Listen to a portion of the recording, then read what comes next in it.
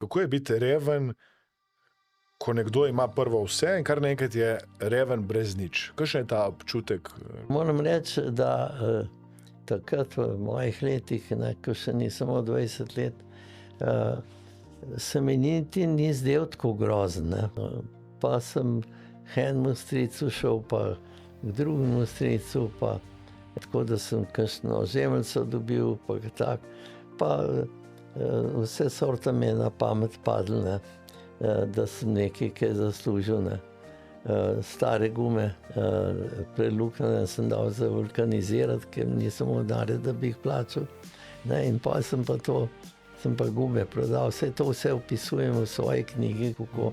Skratka, če sam ne vem zdaj, kako smo to preživeli, ampak nimam pa niti pravzaprav takih groznih spominov na tiste čase.